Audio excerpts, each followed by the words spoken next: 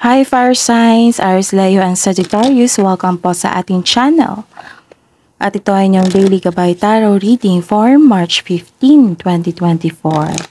Please be reminded that this is channel reading po, so maaari kayong makarelate o hindi. Just take what resonates. Gamitin ang reading na ito bilang gabay lamang. Balik po kayo dito bukas para sa ating daily gabay tarot reading. Please like, subscribe, and click bell button for notification para updated po kayo sa daily tarot reading natin. Para po sa gusto magpa-reading, maaari nyo pong makuha ang link na sa description box po ito. Message nyo lang po ako sa messenger. Maraming salamat po.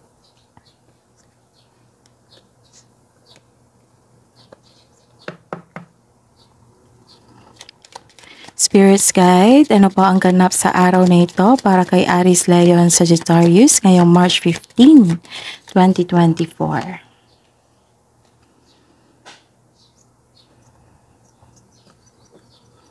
Ano pa po ang ganap sa araw na ito para kay Aries, Leo, and Sagittarius ngayong March 15, 2024? Ano pa po ang ganap sa araw na ito para kay Aries, Leo, and Sagittarius ngayong March 15, 2024?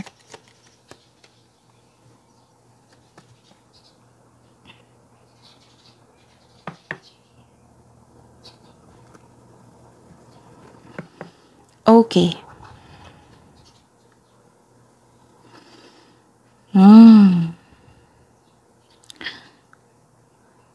Mainit ang ulo nyo ngayon, some of you. Kung may pag-uusap ngayon, iwas muna. Kasi may nakita kong argument dito. Kasi nasaktan kayo, galit kayo.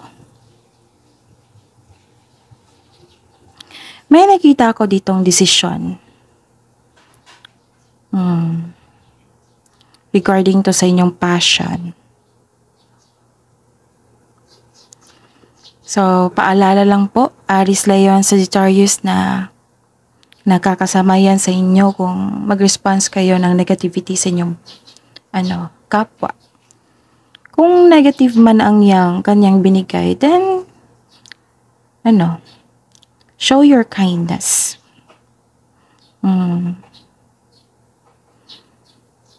Pwede. Huwag niyong kunin ang kanyang energy. Tapos, huwag kayong magdesisyon. Huwag kayong magdesisyon pag galit kayo. Pag nagkaroon ng hesitation. Kasi, pag galit kayo, tapos gumawa, may tao talaga yung ganyan.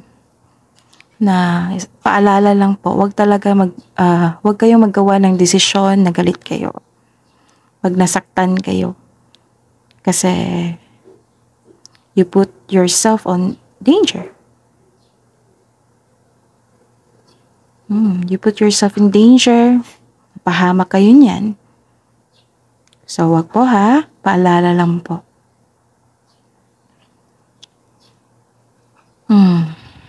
Naintindihan ko man. Naintindihan ko na bakit kayo galit. Kasi may nakita akong pag-traitor dito. May pandaraya. Panilin lang. May masamang intention sa iyo. Nagkaroon ng rivalry. So, ingatan nyo ang sarili nyo. Guard yourself.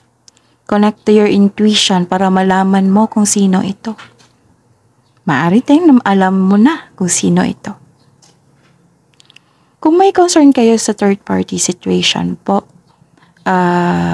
kung maaari po, huwag kayong pumasok sa ganyang sitwasyon kasi may nakita ko ditong danger, pagsisinungaling at kaguluhan, trouble.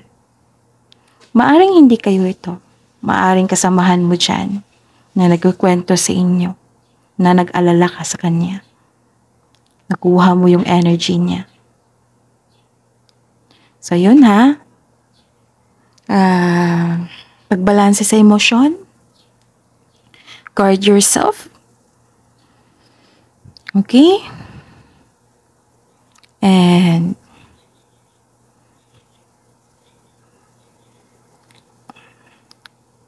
Labanan mo talaga kasi may distraction. This is distraction. So, makilala mo yung sarili mo kung paano ka mag-handle sa ganitong problema, sa ganitong challenge. Makikilala mo yung sarili mo. And i-prove mo sa sarili mo na kaya mo itong sitwasyon na ito. I-prove mo sa universe, kay God, na kaya mo na itong challenges na ito, na ma-overcome mo ito. And protect yourself, ha? Aries, Leo, and Sagittarius.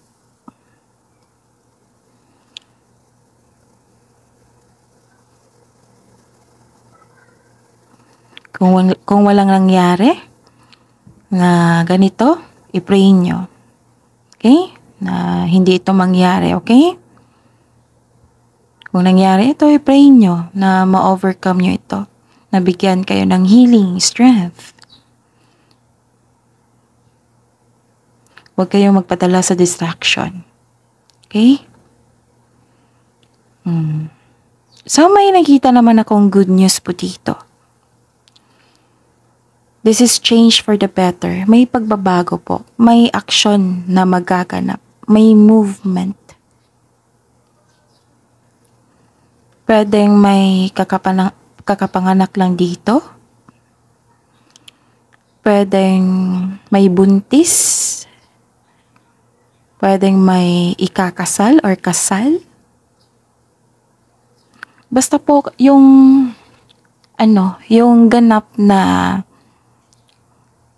itong good news na ito. Yes, makaka-receive kayo ng good news po. Itong good news na ito, i-share mo sa grupo o sa inyong family. At magugulat po sila sa inyong mensahe.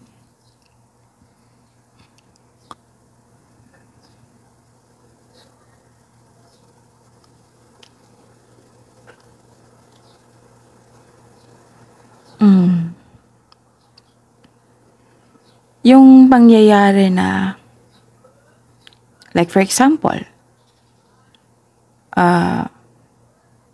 may nag-offer sa iyo, or let's say may nag-propose sa inyo ng kasal, di ba? Kung tatanggapin mo yan, magkakaroon ng pagbabago sa inyong buhay. Yan. Basta po may ganap po ngayon na pagbabago sa inyong buhay kung tatanggapin mo itong offer na ito. Itong pangyayaring ito. Nakatadahan na to sa inyo. May nakita kong improvement po dito.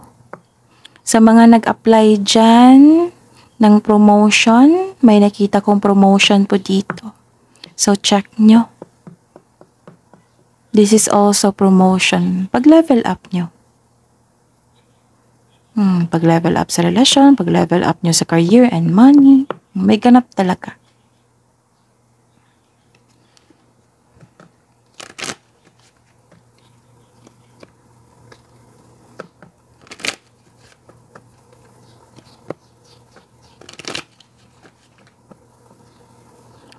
Ano po ang mensahe para kay Aries, Leo, and Sagittarius ngayong March 15, 2024?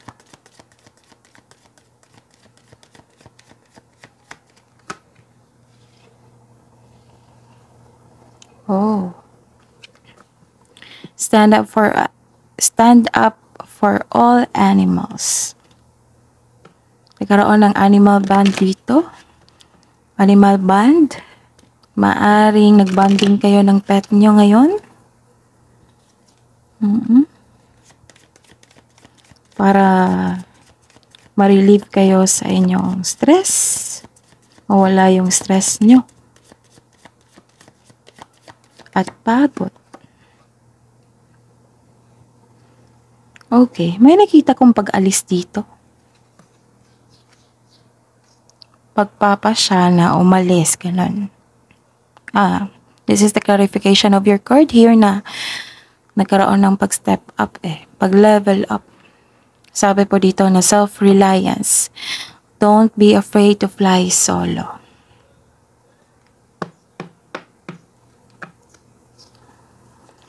Ano po ang energy ni Aries, Leo, and Sagittarius ngayong March 15, 2024?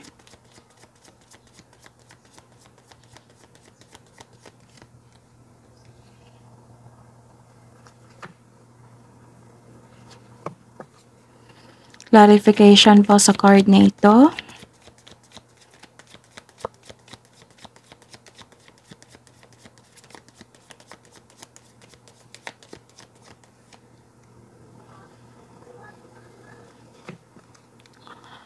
Career and money po ni Aries, Leo, and Sagittarius ngayong March 15, 2024.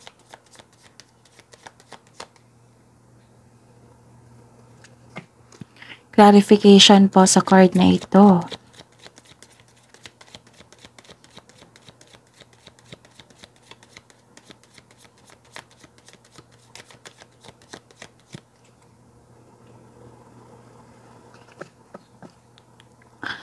Love life, self-love, partnership, and romance ni Aries, Leo, and Sagittarius ngayong March 15, 2024.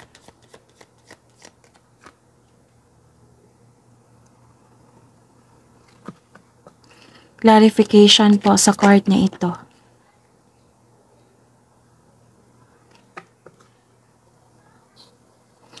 By the way, Aries, Leo, and Sagittarius, please visit our channel po. Scroll down nyo lang po.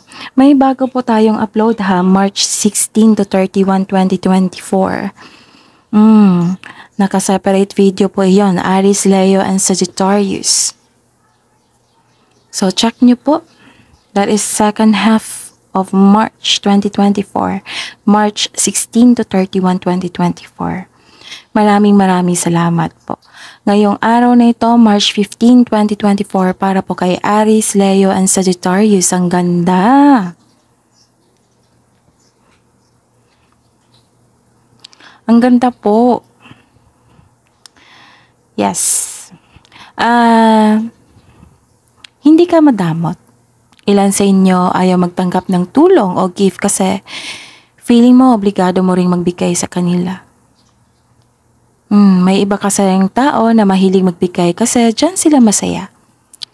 So, give back kung kaya mo o may sobra ka. Kung magiging komportable ka sa pagtanggap ng tulong, mas maraming kasaganaan ang dadaloy sa iyong buhay. Yes, pagtanggap mo ng isang blessing, nakatadhana yan sa inyo. Ipinadaan sa ni universe sa isang tao para mabigyan ka. So, tanggapin mo yan kasi nakakabuti din yan sa iyo. Siyempre, galing yan sa universe eh. Deserve mo yan. So, acknowledge. Magbigay pasalamat. Magbigay pasalamat sa Panginoon na natanggap mo na ang binigay niya.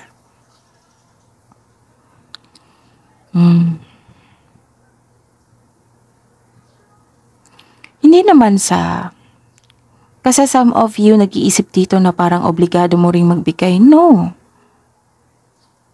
Lahat ng bagay ay galing sa universe. Galing kay God.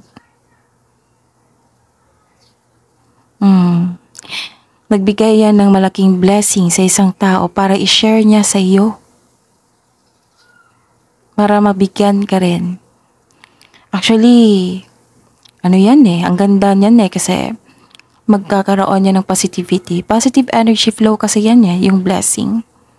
Mas maraming pang darating sa inyo. Mas maraming kasaganaan ang dadaloy sa iyong buhay. Maaring nakatanggap ka ng regalo o tulong mula sa inyong pamilya, partner mo, kasamahan mo dyan. So this is generosity. Nagkaroon din ng pagkakaisa dito. Sharing of blessings.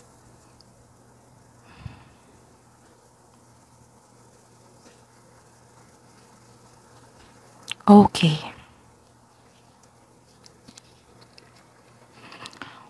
Some of you kakapasok lang ng isang relasyon.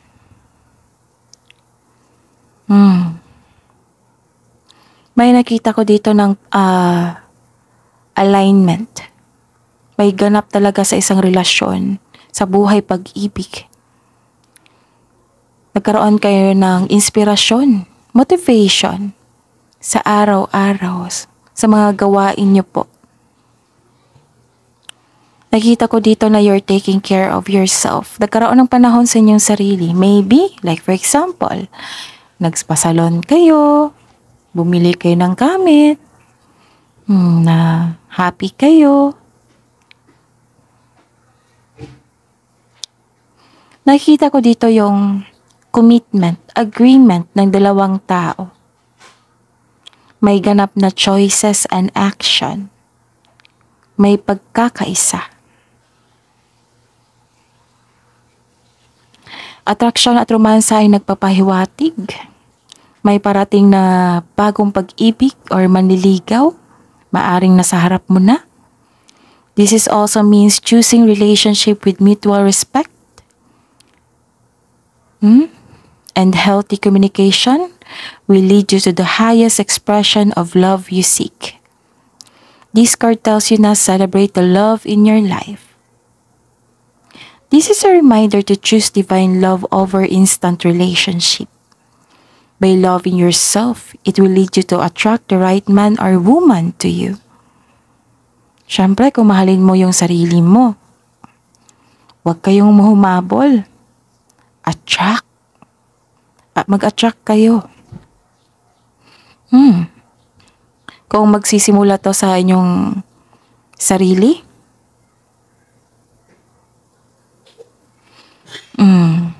kung magsisimula to sa inyong sarili, namamahalin mo yung sarili mo, makaka-attract ka niyan ng tamang tao na para sa inyo. Okay?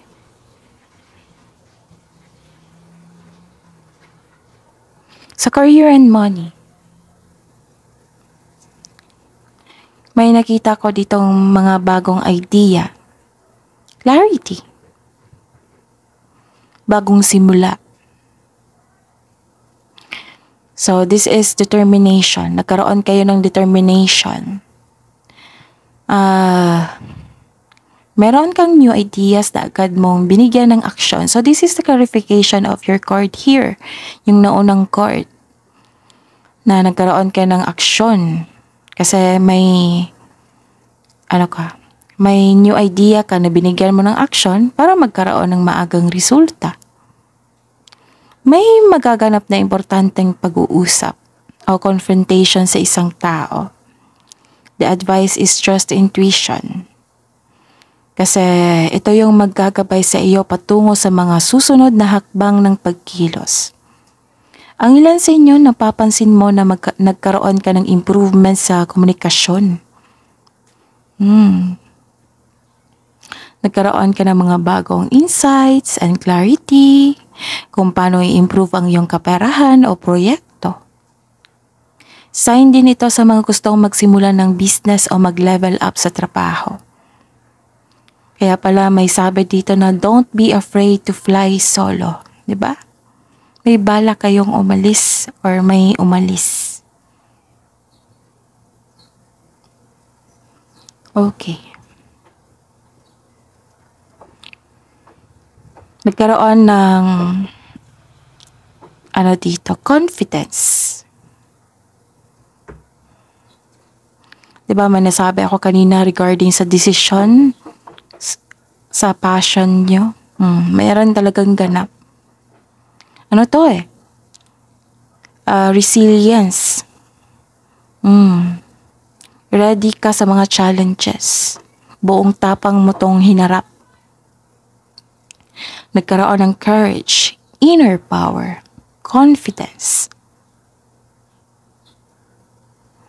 Sigurado ka sa sarili mo na mananalo ka. You are overcoming obstacles. Kung ikaw ay malakas o nasa posisyon, huwag itong abusuhin. Sabi po ng card. You have a confidence and persistence in your career. You are eager to achieve a successful outcome sa work or business mo. The advice is don't give up or don't doubt your strength. Feel your fears and take action. You don't know your own strength until it is tested. Sabi po ng card na harapin mo yung fears, struggles, or challenges. Kesa iwasan mo ito at mag-move forward ka with courage. Nakikita ko talaga dito yung overcoming sa obstacles. This is very good, di ba? Ang ganda ng mga mensahe.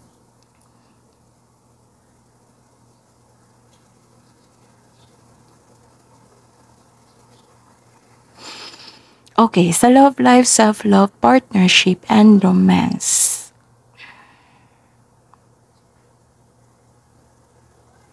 Sa mga single dito, ang ideal type mo ay stable, grounded, and trustworthy.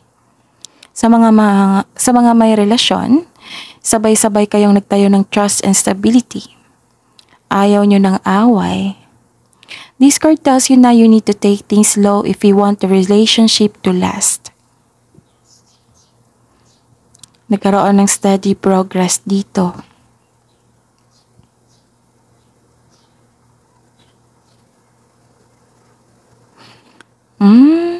Okay. Nakikita ko yung sipag nyo dito. Effort. May nakita ko dito ang unfair treatment. Bias, false accusation, irresponsible, hindi totoo, so lumabas rin. May concern kayo sa isang tao. So this card warns you na mag-ingat sa taong may mali at masamang paratang sa inyo.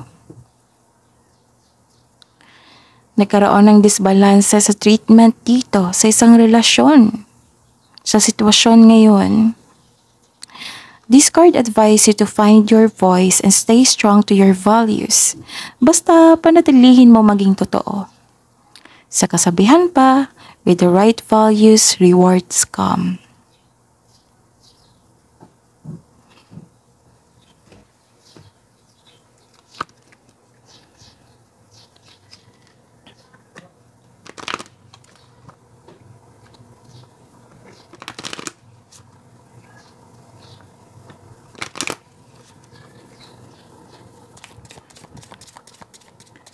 Love message para po sa mga single, self-love, spirits guide, para po kay Aries, Leo, Sagittarius ngayong March 15.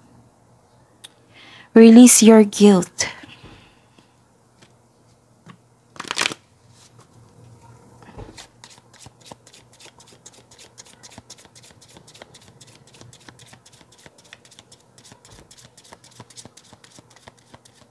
Pag-uusap ang kailangan. Okay. The world awaits you.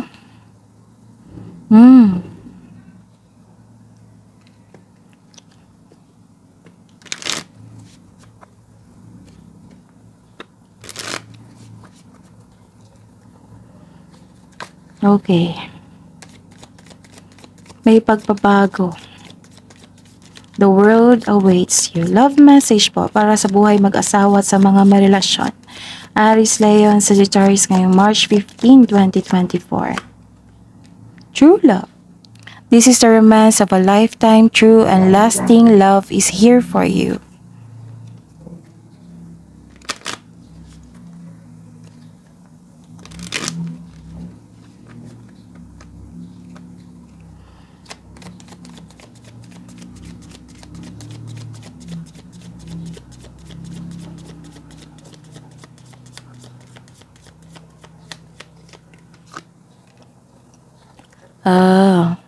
Ganda. Reconciliation. May nagkakaayos dito. Someone from your past is or will be returning to your life soon. Maaring magsasorry ito sa iyo.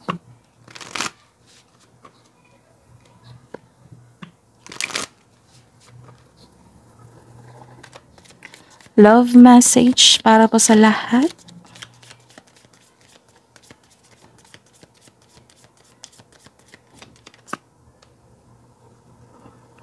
Love makes a difference. Love helps heal past hurts and provide a sense of security and self-worth.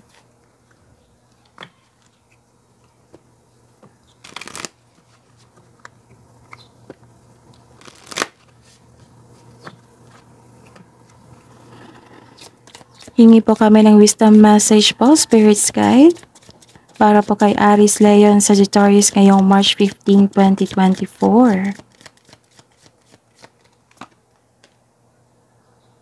Ooh, time to decide. Make a decision based on your heart's true desire.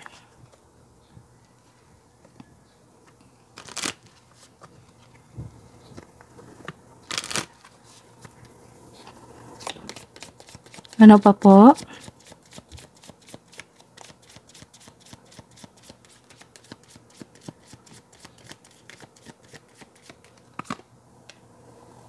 Okay. Kung mahilig kayo sa crystal nyo, your connection to crystals and gemstones is a channel for healing energy. Kung wala kayong crystals, then salt bath. For cleansing, for healing. Hingi po kami ng advice sa araw na ito para po kay Aries, Leo, and Sagittarius. Spirit's Guide.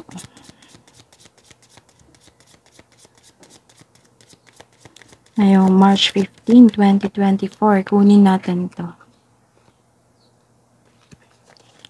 Okay.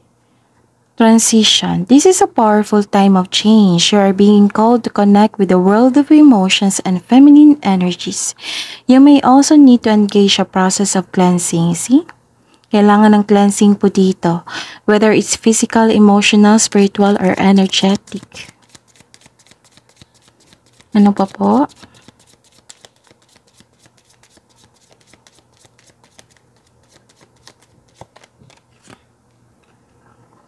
Okay.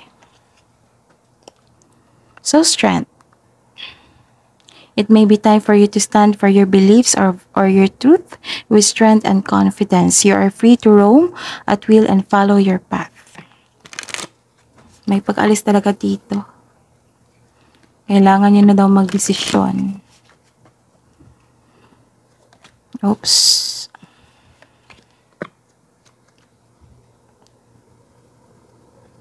Okay. Spirits, guide, angels, archangels, guardian angels, mensahe niyo po para kay Aries, Leo, and Sagittarius ngayong March 15, 2024. Sabi po ni Archangel Preminilik, be conscientious, cooperate with others for the highest good. Ano pa po?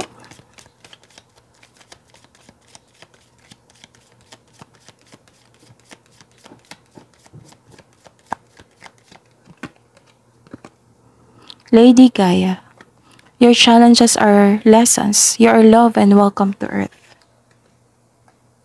So, yun ha. Actually, ang ganda lang reading nyo. Kasi, kahit may hindi pagkakaunawaan dito, nagkaroon ng reconciliation. Okay? So, ayun, remind ko lang na magkaroon ng cleansing, salt bath, pwede din. Kailangan nyo na naman mag-decide, kailangan nyo ng action, don't be afraid to fly solo, para mawala yung stress nyo, mag-bonding kayo sa inyong pet. Actually, ang ganda ng reading na po, ang reading na ito.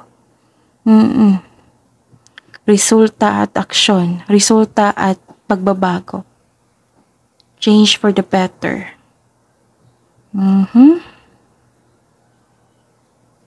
So, release your guilt din. Release your guilt. May sabi din dito. So, take these challenges as lesson, as your lesson sa inyong journey. Take nyo lang yung lesson, okay?